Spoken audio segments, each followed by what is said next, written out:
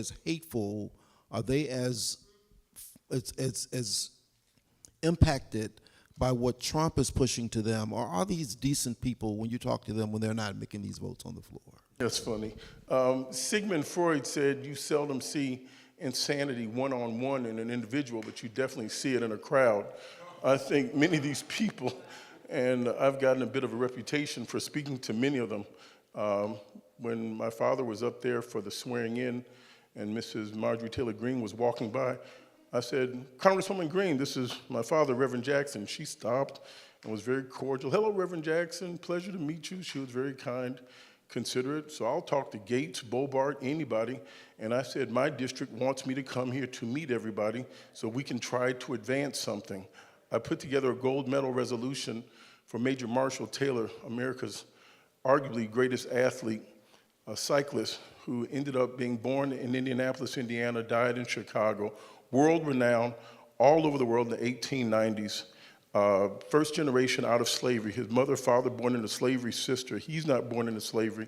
Goes to the pinnacle of the cycling world and ended up dying over here at the YMCA in Bronzeville, buried in a potter's field out in the south suburbs. Finally got a proper burial, but asked for a gold medal act, and Marjorie Taylor Greene and others signed on to it. So I want to get things done that's beneficial to the first district and glorifies our history. But she wouldn't have known about the name of Major Marshall Taylor had I not gone over there and approached her.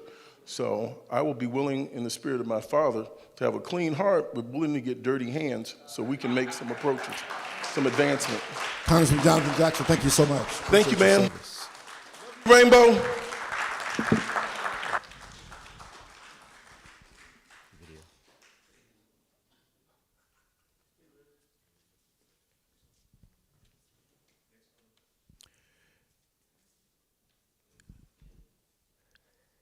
Next on the list, happy to have joined us here this morning, Mariama Sparopoulos.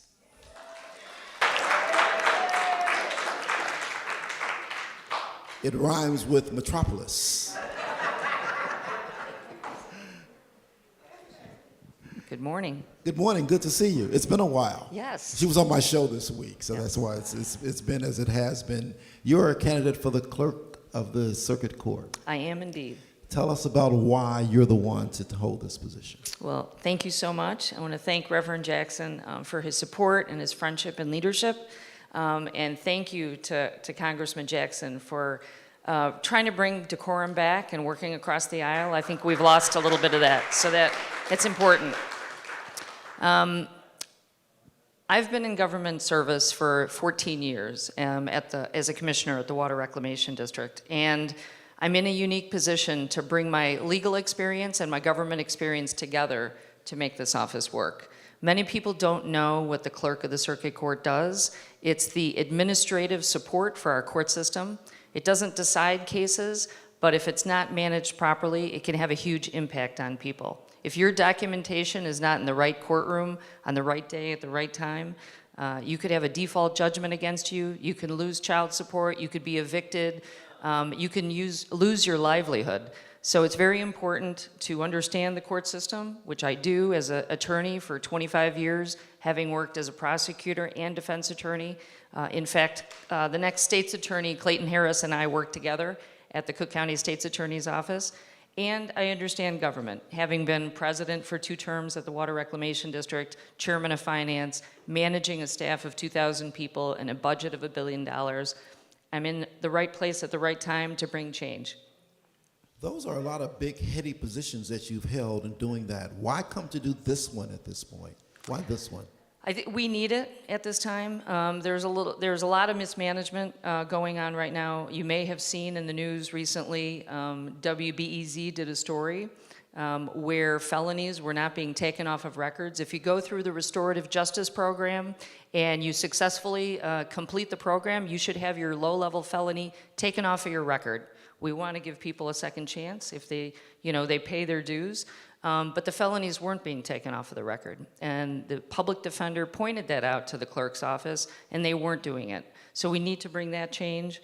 There's millions of dollars in fines and fees that go through that office. That has to be reconciled. That's not being done right now. We need to bring the expungement summit back. We need to work with community leaders to make sure that people have access to that. So I have a lot of ideas to bring change and to make this office work for everybody. Well, those ideas are important. Particularly, like to hear more from you about the work that this office does and the impact that it has on people who may have been in the system, and how the clerk's office is really important in clearing that up, and what you intend to do to try and help make that happen. So I can give you something specifically. Chicago, or specifically Cook County, has one of the longest continuances for cases, especially felony cases, in the United States. So New York and LA have a larger caseload in terms of the number of cases that they have, and Cook County is in the same group. But for some reason, we have the longest continuances. And for some reason, people are stuck in jail for years and years before their trial even takes place. What the clerks, and that's not right, that's not justice. What the clerk's office can do, despite it just being an administrative office, is we could keep track in all the courthouses throughout Cook County, why are these continuances taking place? It's data information, it's not the sexiest thing around, but it can have a real impact. We work with the Chief Judge's office and we say, this is where the bottlenecks are in the system. What can we do? Is it people? Is it resources? And so the clerk's office can play a key role in reducing the amount of time that continuances take place and the amount of time that people are staying in jail, which impacts their families and impacts communities. Good answer. Thank you so much. Tell us again Thank you. Why we should vote for you, and tell us your punch number. Well, you should vote for me for everything I just said. But I have the background, I have the vision for the office, and I have the support to get elected. So I have the combination of everything. I want to take this office to the next level. We need technology to work for us. We're all living off of our phones. We manage our lives through our phones. You should be able to find out when your next court date is on your phone, on an app. Hopefully you don't have any cases, but if you do, it would be nice to have that convenience. So there's a lot of other things. Our website has everything on it, Citizens for Marianna, and my punch number is 92. You know what to do, punch 92. Thank you. Love it. Marianna. It's a pleasure to see you again. Thank you so much. You too. Good luck. And thank you, Reverend Jackson. Thank you. Love to have join me a candidate for Illinois State Representative Michael Crawford.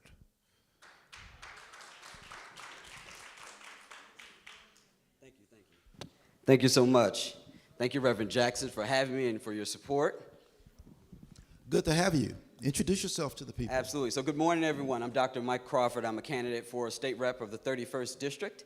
I am a proud husband, father, and educator. My wife Joy and I are raising our 6-year-old twins in the Wrightwood community right here on the south side of Chicago, only a few blocks away from where my parents were raised, where my grandmother still stays, and where I played as a youth.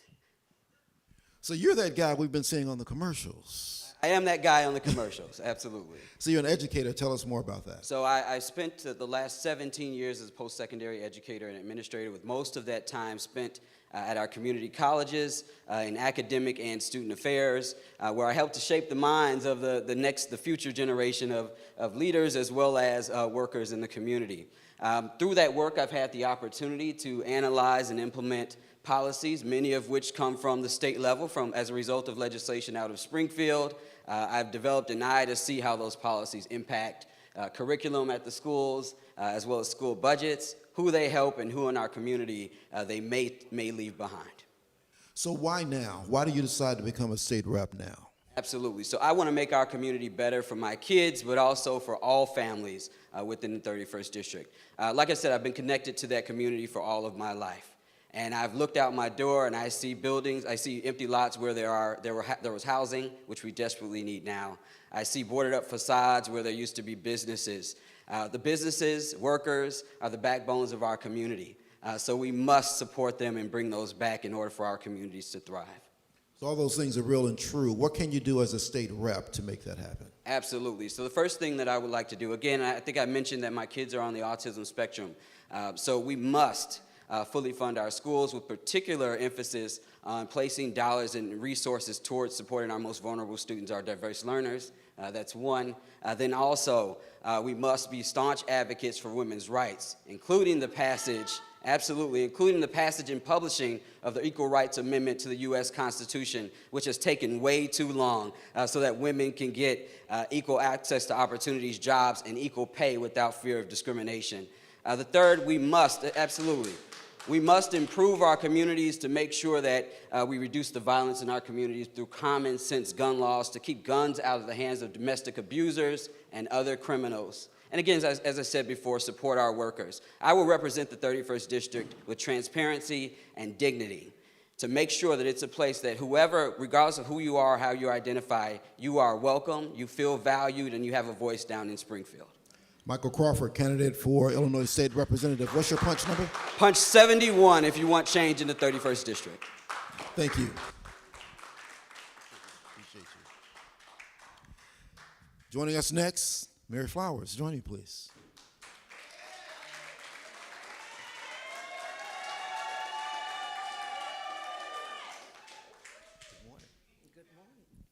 Our current state rep in the 31st District, Mary Flowers. Good morning. Good morning. How are you? I'm doing great. How are you? I'm wonderful. Okay, let's talk about what's going on. You're running for re-election. I want to first thank Reverend Jesse Jackson and Operation Push and his son Jonathan and family, Mrs. Jackson, for the sacrifices that you all have made throughout the years to fight on behalf of people all over the world. Because without you and your actions, a lot of things would have gone unnoticed and undone. So thank you all very much. I appreciate your sacrifice. Can't be said enough. Absolutely. Let's talk about your sacrifice. Talk to us about the 31st District and why you want to stay in office. Well, first of all, I'm gonna give you some background about how I got here. I was a volunteer worker for then Harold Washington back when I was younger. And when he was a state representative, I would tell him about all the things that I thought he should have done in Springfield. And he never debated or argued with me. He just smiled and he shook his head. He says, okay. And then I'll go back to work doing my volunteer. So you know he ran for senator, then he ran for Congress, and then he came back and he ran for mayor and he won City of Chicago in 1983. So my mom got a call and told me that the Mayor Harold Washington, called and he wanted to see me in his office downtown. And I said, yeah, okay, fine. So I ignored that. The next day, I got another call and I answered the phone. The mayor says, did your mama tell you what I said? Yeah, but I thought she was kidding. He said, no, I'm not kidding. I need to see you and I need to see you right away. I go to the mayor's office and I will always remember how the sun was shining in over his head, his gray hair, like Mr. McNary's. And it was like a glow. It was like an angel glow over the mayor's head. And I was almost speechless. And so when I sat down and he said, do you remember all the things that you said? I said, Mr. Mayor, had I known that you were going to be the mayor, I probably would have been a lot nicer. He says, I doubt it. He said, the purpose of this meeting is to let you know that I want you to run for state representative. I told him all the reasons why I thought I couldn't. He told me, I don't want to hear that. You better run. He told me, and he looked at his watch, and he says, I have more important people to meet, so get out of my office, you better run, and you better win. That was in 1983. I won my first election in 1984. When I was out campaigning, I'll never forget, a lady asked me, what would I do if I became state representative? I told that lady I really didn't know what I was going to do, but I promised that I would give her my best. As a result of me being elected, I'm very proud to say that I have passed state legislation that the federal government has implemented in regards to health care, in regards to education. Just to give you an example, President Biden just signed legislation for protection of pregnant women at the workplace. Women were being beaten, followed, fired, humiliated, forced to pick up heavy boxes, forced to have abortions, miscarriages. And so I passed a law almost 15 years ago. The Congress just passed it maybe the president just signed it maybe 2 months ago. Representative Flowers, I don't want to interrupt your flow, except I am. We just got a couple 30 seconds or so left, but tell us why it is that people should reelect you. Because I have the experience, I have the institutional knowledge. I don't mind standing up for a fight. I will continue to take on DCFS. I will continue to take on what's going on in the hospitals in regards to maternal mortality.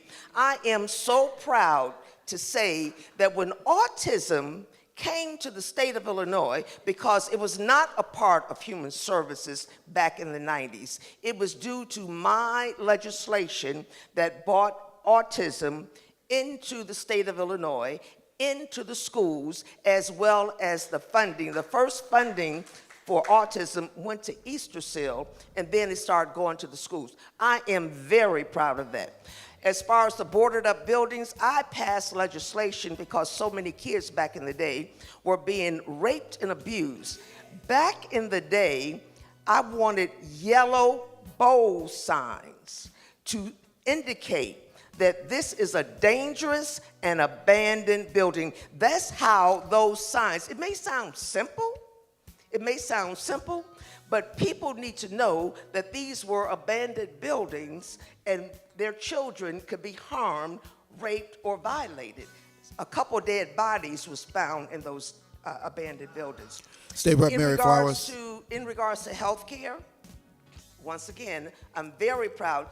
The patient's right to know about doctors. You can go on the internet now to find out about these doctors. What am I going to do when I'm elected again? I am going to go into the institutions of higher education to find out what and why are these healthcare providers still discriminating against African American people. The doctors testified that they were taught not to look at black women or take black people serious in regards to their diagnosis, whatever the patients may be trying to tell them. I need to find out the reason why, because it's causing their death and it's causing them harm, and I want to continue to stop it. And I have been the only chairman of the Healthcare Committee since it was started back in 2000 and... Still work to do. Still work to do. A lot of work to do. State Rep. Mary Flowers, thank you so much. My pleasure. My constituents What is your know what is your what punch? to do. What is your punch number? My punch number is 72. Thank you very much. Love to have join me at this moment our Congressman Danny Davis.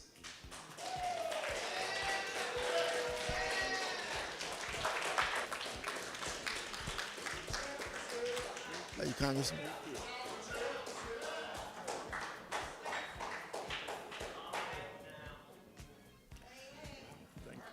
Congressman Davis, you've been moving around on that cane, but you move pretty fast coming from there right then. You doing well?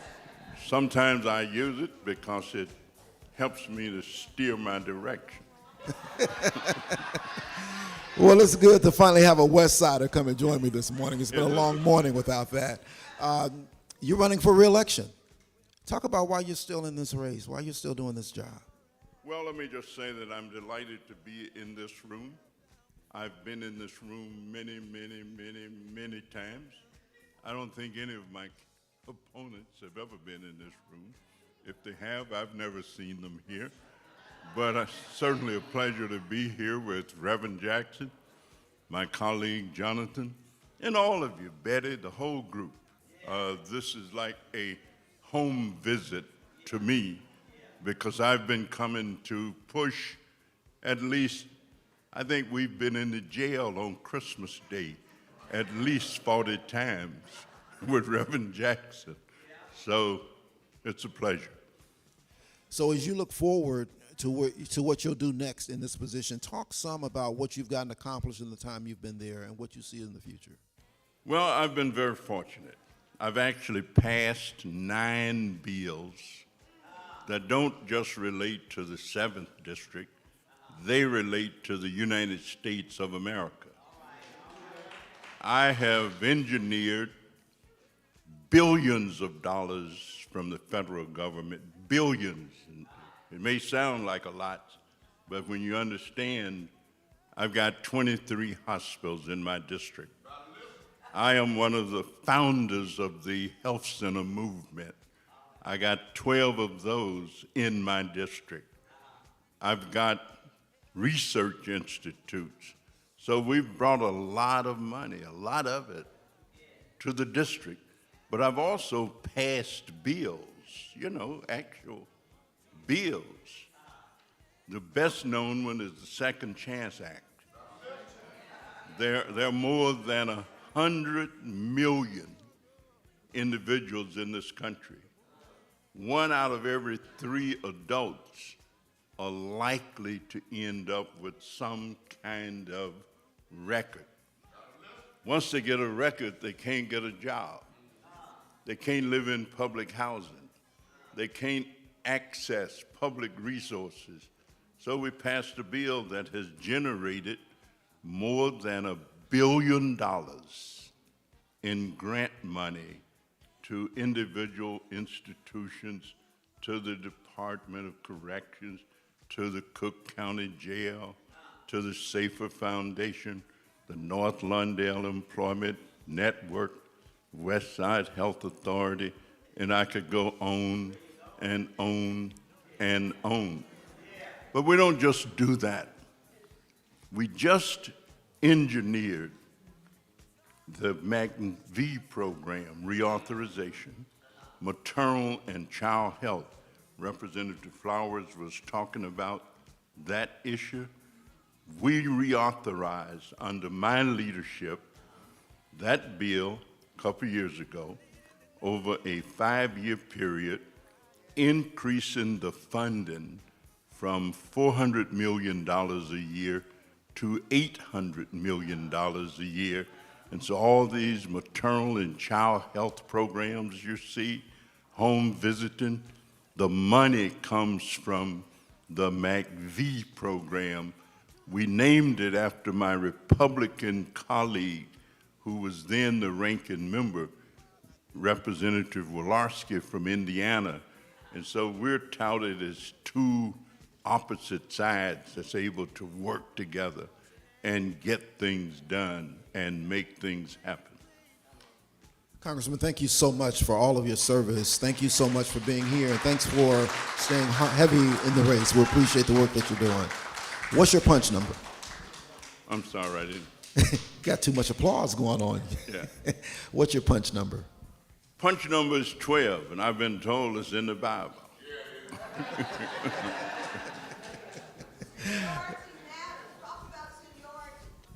Well, seniority. Well, let me ask a question. Can you tell us about why seniority matters?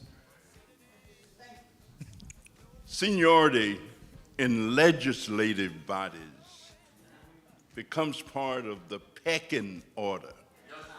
If you got 435 people working together to create or to have one goal or one bill or one entity, you got to be organized in order to make it happen. So the first person who get there is the first person who get a chance to speak. The first person who gets there, then the second person, then the third person, then if you're 435, it may be a long time before you get your turn. After 434 others have had their turn. Seniority is a big factor It gives you the opportunity to form relationships. It gives you a chance to get to know the other people. Like the Republican on the other side of Second Chance was Rob Portman, Republican senator from Ohio. Rob and I not only became great friends in the process, but we also were able to get a bill passed when a Republican was president and a Republican was Speaker of the House, or Republicans were the majority. 12. Punch 12, seniority Punch matters. 12. Punch 12. Congressman, thank you so much. Do well and punch 12. Thank you. Thank you.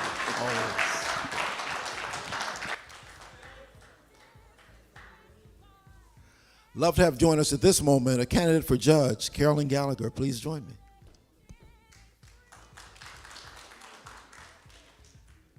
So much. Well, good morning and glad to have you here. Thank you for having me. Introduce yourself to the people. Good morning, everybody. I'm Carolyn Gallagher.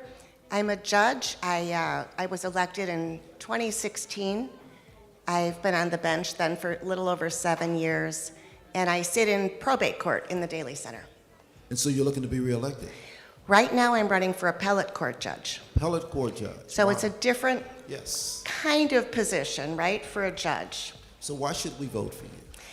Well, I have lots and lots and lots of experience. I practiced law for 30 plus years. I taught law school for several years at DePaul. I have worked at the Expungement Summit, helping individuals clear their records so they can come back to society and participate.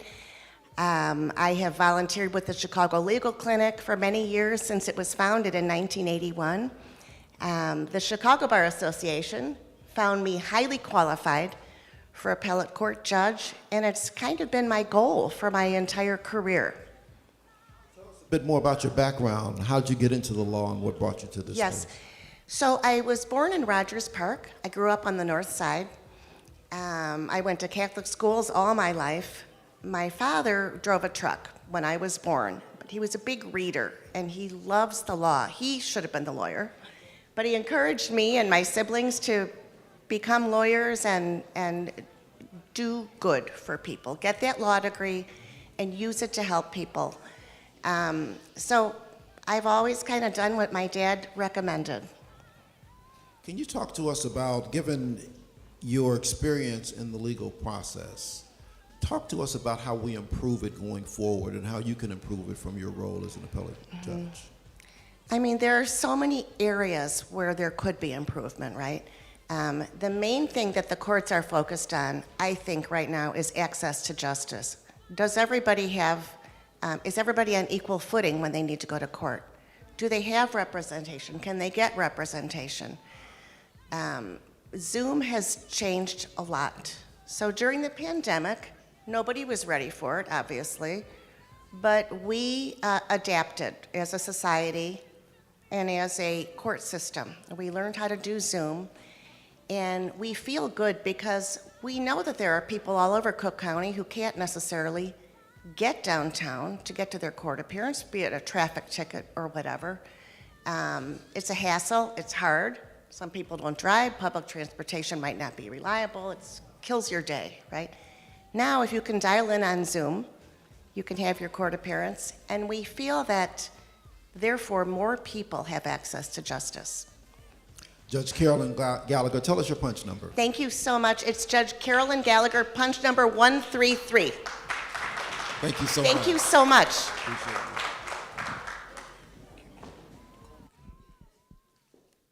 Glad to have join us now, Kim Dubuclet.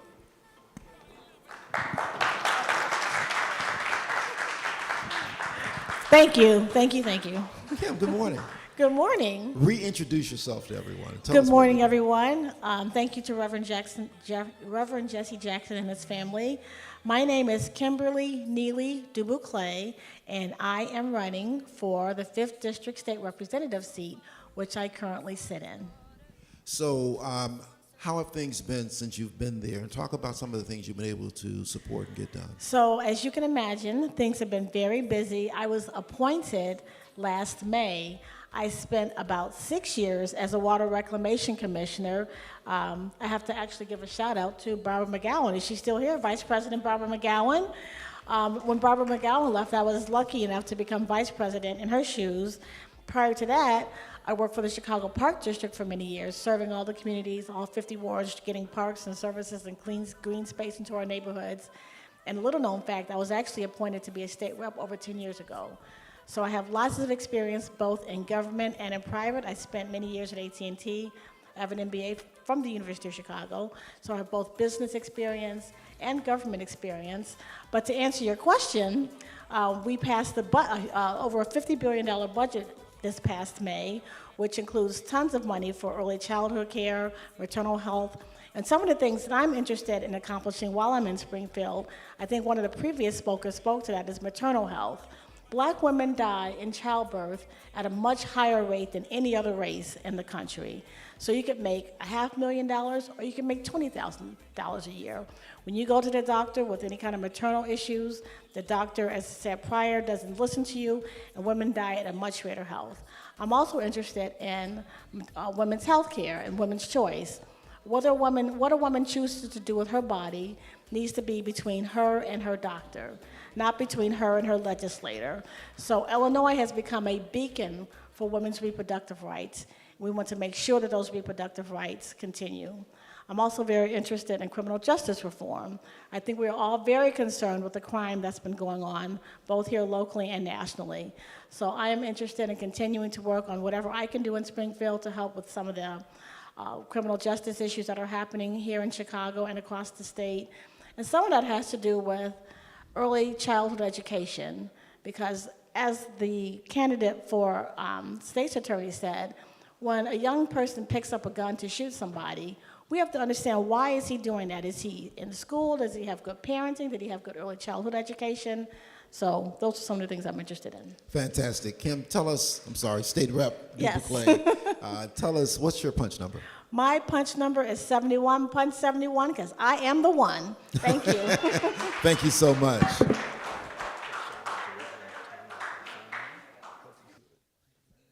Love to, invite Larry Rogers to join me here.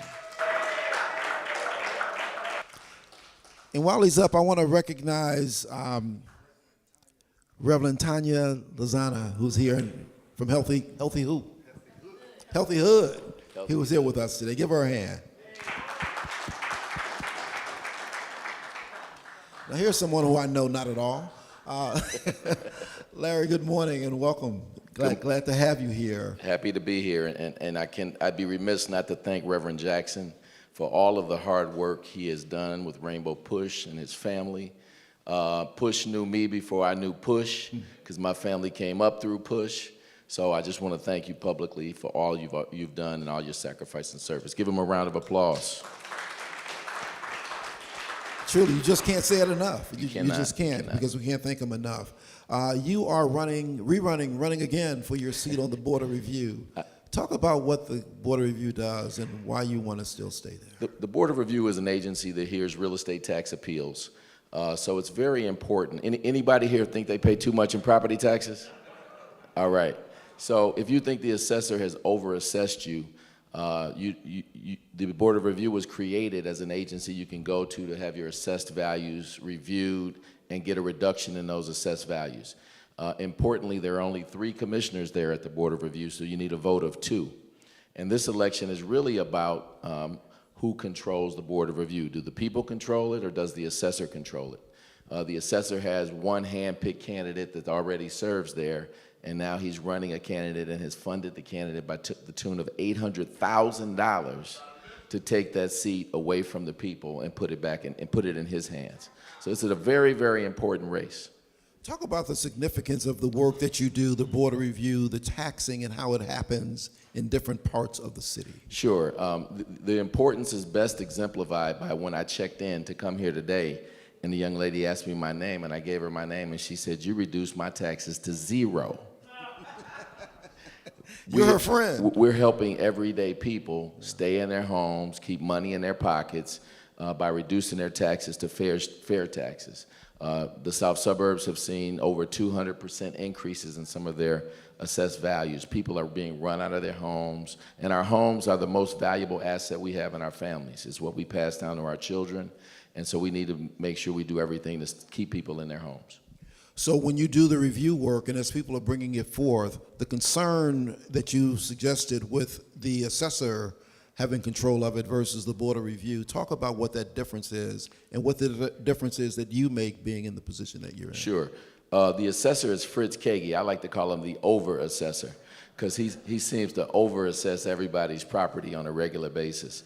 And what we do is act as an appellate court. So he will assess your property. If you think he's over-assessed you, you file with our agency. And we don't reassess your property. We look at the value of your property based upon sales in the area, based upon comparable properties, and based upon appraisals. And based upon that, if we reduce the value, that new reduced value is used to calculate your tax bills. So the downtown businesses do it all the time, and we try to make it accessible and available to everyday citizens by doing community outreach events. We've done them here at Push. We do them throughout Cook County. We have a faith-based outreach program. So we have a very, very active outreach program to help everyday citizens learn the process and get some reductions. This home ownership and home assessment and home value was impacted greatly in many communities during the pandemic and before, during the recession in 2008. I want you to talk about how and what people can do to help maintain those and what the importance is of what you do there. Before you answer that, though, I want people to know we're going to go off the Word Network soon, but we'll still be on Rainbow Push on YouTube. So stay tuned, stay with us. We've got much more to do here this morning. Sure. There are different things that happen in our communities. The West Side, in particular, most recently saw some extensive flooding. So we launched a program whereby we would factor in what's impacting their homes to reduce their taxes. Because if you can't occupy your property, if you had limited vacancy because of flooding, that should be reflected in your tax bill. So we basically try to pay attention to everything happening in the neighborhoods and the communities and be responsive to it. We make sure we're out there, we make sure we're factoring in anything that can help people reduce their assessed values. So Larry, tell us, why should people vote for you again? Well, I've been in the office now this is my 19th year, and as Congressman Davis said, seniority matters. Having been in that office now for 19 years, we have the first African-American chief deputy who was a chief of staff for me initially, then elected to that position. He's one of the most important people in Cook County in terms of valuing property. Currently, about a month and a half ago, we appointed the first African-American female to Chief Deputy Commissioner in the history of the agency of Cook County. She's a very talented young lady, a lawyer, LLM trained. And so we're doing a really good job there. I think it's important. Like I said, this election is important because if the assessor is successful, he will control not just the assessments, but the Board of Review, and you will see the appeals in Cook County, your appeals denied. Larry Rogers, tell us, what's your punch number? My punch number is 112. I can't rap. I don't have a rhyme. But if anybody know the group 112, meet me at the altar, meet me at the polls. Larry Rogers, thank you. Appreciate you.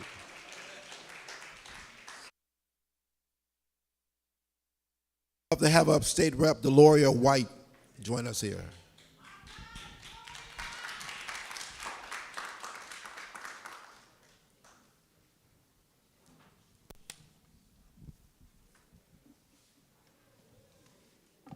Hello, State Rep Deloria White. Good afternoon. How are you? I'm doing great. How are you? Great. I'm great. Good. Love your green. Thank you. Must be something big this weekend going on. St. Patrick's Day. How about that? Yes. Introduce yourself to the people. First of all, my name is Gloria White. I am running as state rep of the 29th District. Also, I'd like to thank Reverend Jesse Jackson, who is truly my mentor, who has advised me along the way to keep pushing. Thank you, Reverend Jackson. I love you. Thank you for that. So where's your district? So I'm the 29th District. I run from 115th Street in Chicago to the Kankakee borderline. And so you're a state representative. I'm running for state rep. Running for state Yes. representative. Why? To make a difference.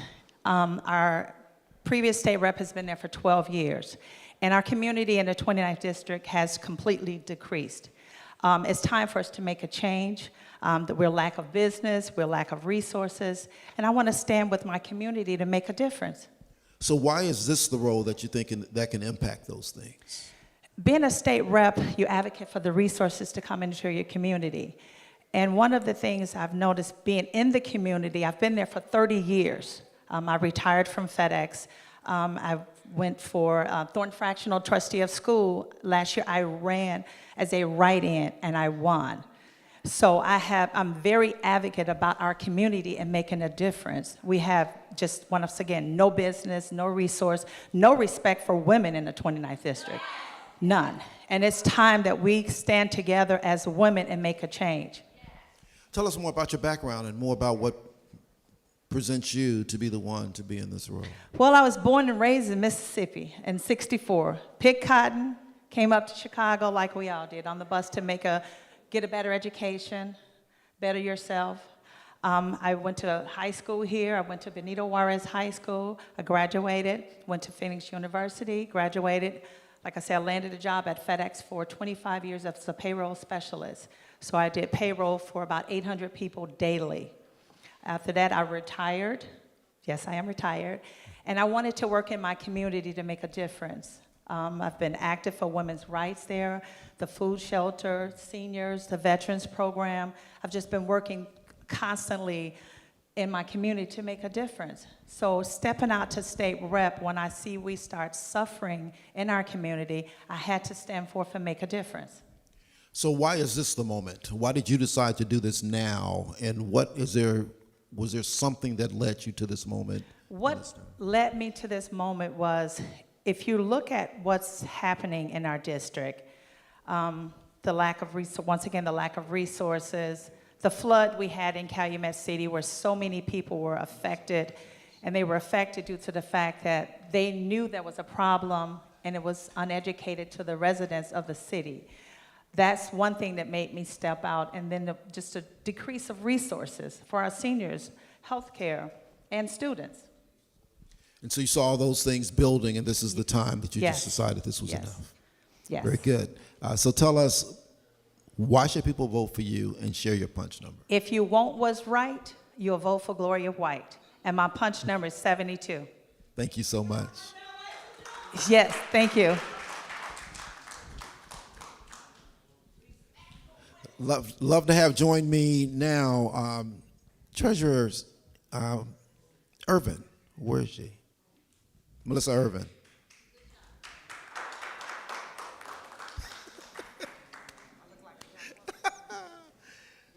I didn't recognize you. Good to see you. Look at you. You look great. That's me. It's Melissa. A lot of people say, is that still Melissa? I lost the whole person, but this is Melissa Conyers Irvin, your city treasurer. And it's so good to see all of you this morning. So our city treasurer, but you're running for a different office. Tell us about that, what and why.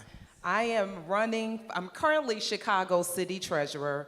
I'm proud to be in the role that I am in, but I am so happy and humbled to also announce that I'm running for United States Congress of the 7th Congressional District. Someone said, oh, that's awesome, isn't it? To see a young black woman, a mother of a 7-year-old daughter, aspire to go to DC to represent our community. I am truly humbled to be here this morning. The great Reverend Jesse Jackson Sr. means the world to me. Amen. And every time I see him, I'm humbled because it was people like him that have paved the way for me to be where I am. So you're doing this. You're in a role. You've been in elected office and several elected offices coming up to this point. Why did you decide to run for this office at this time? Good question. So let me first give a little background about myself, because you all know me in the role that I am in today. But if you understood where I come from, you will understand why I'm running for U.S. Congress. I am a young lady that was born in Inglewood, raised on the West Side, all by a single mother. of 3 girls. My mother was a union worker. Matter of fact, she was a union steward. And we spent many days in the union hall because my mother, as a single mother, did not have child care assistance. I am a product of Chicago public schools. First in my family to go to college. After college, like many young people from the community, all I knew is that I wanted to make a lot of money. And so I spent over a decade in corporate America while receiving my MBA in finance from Roosevelt University. And I made one of the best decisions I could have made, and that was to leave corporate America to work for my community. So I first became state representative of Illinois, and there were 2 primary focuses for me at that time. Number 1 was bringing additional resources to Chicago public schools. I do not believe that a child should be limited because of their zip code. That's right. And so I brought back an additional $221 million from the state legislature to Chicago public schools. I told people if I did that in the state legislature, imagine what I'll do in Congress. And then also I focused on really restoring child care assistance for working families. A working family should not have to worry about the quality of child care when they are at work. I know that from my single mother and her struggle. And so Bruce Rauner at the time had cut child care for over 15,000 families. When I went to the State House, I restored that child care assistance. And I told someone, imagine if I did it at the State House, imagine what I'll do in Congress. Well, now as city treasurer of Chicago, I focus on bridging the wealth gap that exists in our communities. We have people that are paying over $1,500 a month in rent, more than what people pay for mortgages. No one should be denied the opportunity to invest in themselves. This is work that I've been doing now as city treasurer. So imagine what I would do in Congress.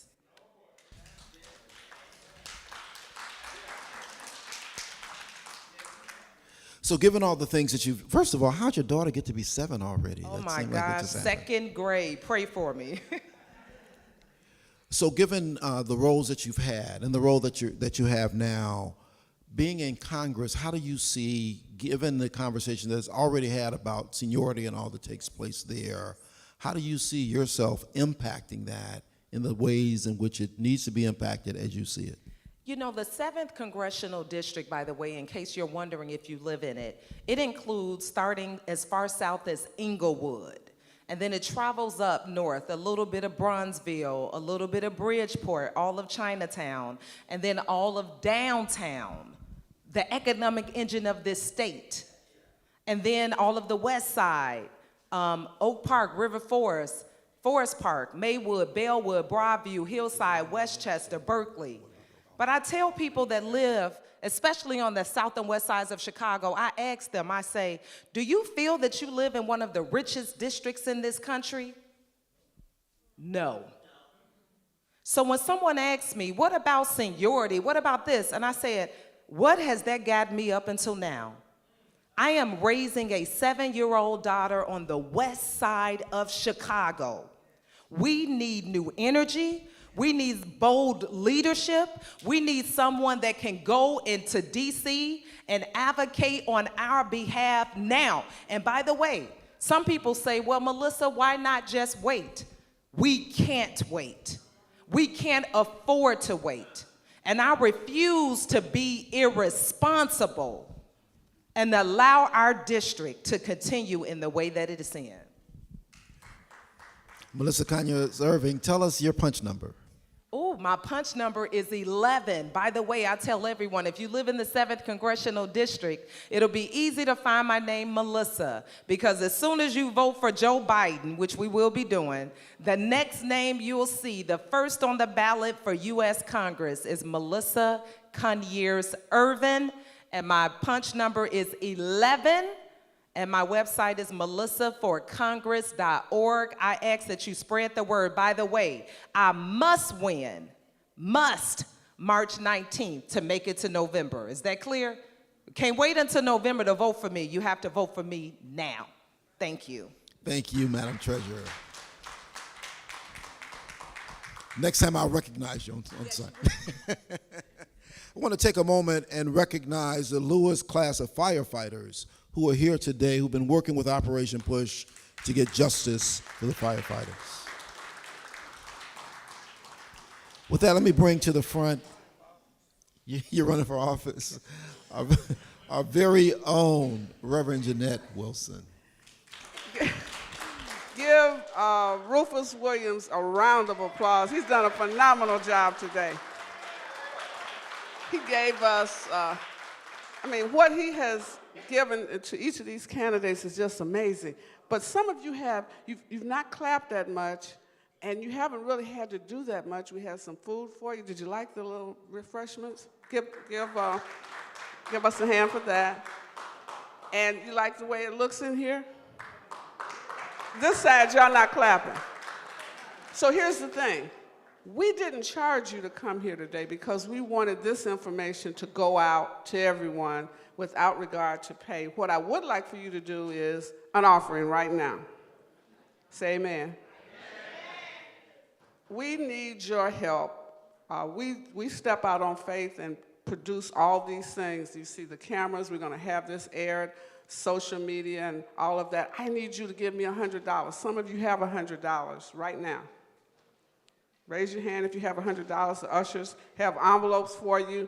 Want to get your name and information so that we can stay in touch with you, so we can say thank you. Who else will give $100? I need 10 people to give me $100 right now. You can do it online. How do we do it online?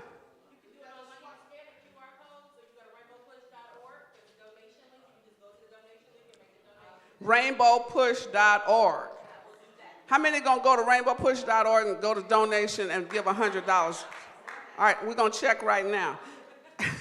How many wanna swipe your credit card? She's ready to swipe. Okay, some of you say, I don't have 100, I gave somewhere else $50. Do know I'm coming down your street, I just starting up a little higher. 50, how many of you will give $50? Come on.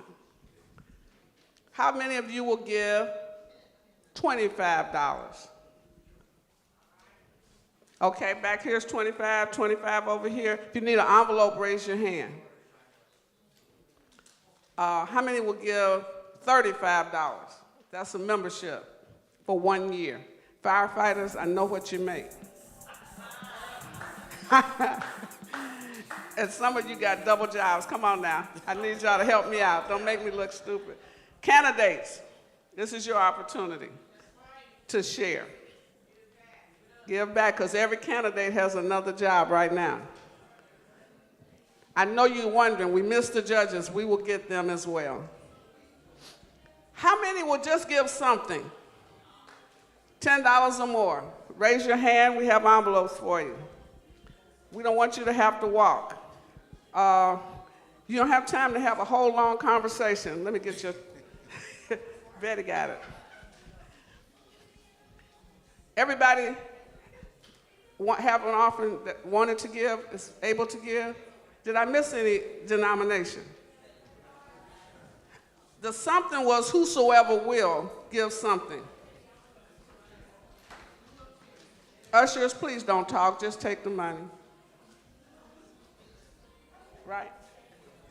Give yourselves a hand for this amazing offering. And now I'm going to turn it back over to the greatest moderator and the greatest personality on WVON during drive time, Rufus Williams. Thank you so much. I want to just take a moment of privilege and, as Reverend Wilson did, first of all, as everyone did, thank Reverend Jackson, because not much happens without this man. He's the great man. And we so appreciate you and all your service, all your sacrifice over all these years, Reverend. Always. Love you much. To all the candidates who came out, who are doing work, looking to serve us, looking to be true, honest, faithful, and just, we're so looking forward to them. And on that same note, before we're done, I said this earlier, I'm like a Baptist preacher. I keep closing. So I'm going to close before I close. I've got one more candidate that I want to introduce you to. Tara Stamp is here. Tara, come on up. Tara. What's Marion Stamps? Marion. Give her some love.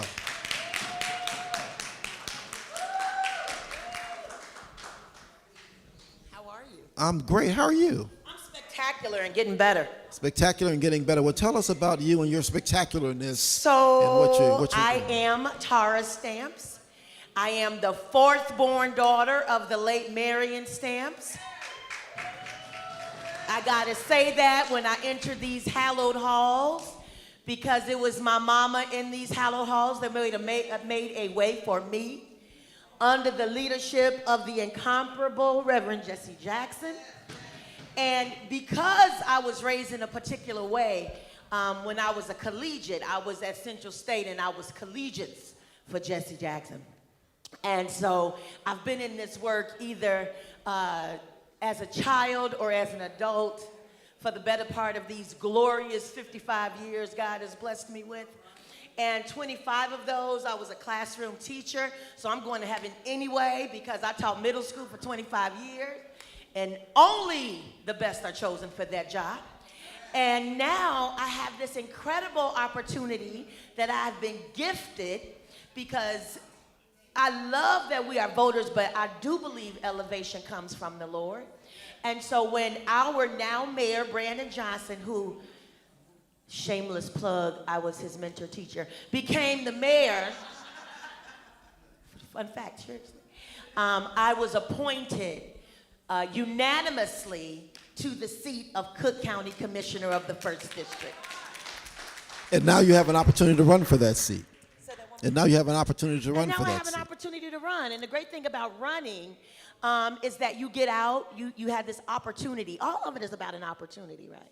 So you have this opportunity to build relationships, and so that the people that you are already serving now get this chance to kind of meet you, know you, learn you, follow you, and make up their own mind about who they want in that seat. And so I've had, not only am I like on one part Cook County, then I'm administrator of new teacher development at the Chicago Teachers Union, and I'm a mama, and I'm a grandmama, and so, you know, we wear all of these hats, but now I get to be in relationship with people, which ultimately, that's how you get elected anyway, right? That's how you win, because people want to know what the job does, but they want to know you in that role.